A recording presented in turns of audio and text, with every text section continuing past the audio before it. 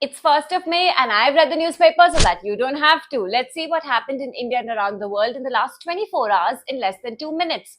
Internationally, Italy's defense minister is visiting New Delhi and meeting with Rajnath Singh, showing intentions of Italy to re-enter India's defense market. India is welcoming but also cautious and has shared its concern of Italy sharing its sensitive defense technologies with that of Pakistan. Nationally, in a good news, Vande Bharat Express has been flagged off from Jammu to that of Srinagar, which will cover the distance in mere 4 hours 50 minutes. It will be operational 6 days of a week and it will be open for all passengers tomorrow, that is 2nd of May. On the election front, while BJP is predicted to win the Bengal elections and is already celebrating the exit polls, TMC is targeting BJP by saying that they have done EVM fraud, there are CCTV footages, and there was a lot of late night drama of them accusing BJP outside the strong rooms of misusing the election machinery.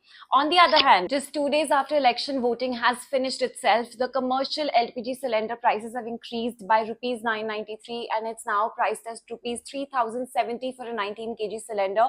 This is because of the West Asia situation and the growing pressure on LPG demand. In fact, the government is putting under scrutiny all households that have access to both LPG and PNG, wanting them to move towards PNG. India imports LPG of 60% of its requirement, out of which 90% is in the Strait of Hormuz, which is at a choking point at the moment. In another news, the Supreme Court, while continuing its hearing of the AIMS review petition for a minor 15-year-old girl's allowing of termination of pregnancy at 7 months, said that AIMS is no one to decide whether the pregnancy is at an advanced stage or not, or whether the girl should be forced or convinced to continue the pregnancy till the end. It is up to the parents, because a woman's autonomy is as important as that of the child which is still yet to be born.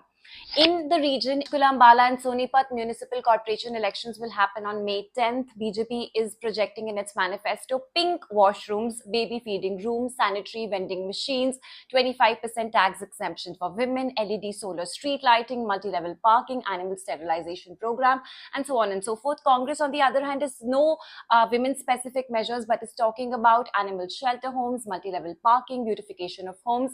Let's see what it will bring as election results. This is it for today, and I will see you with new headlines tomorrow.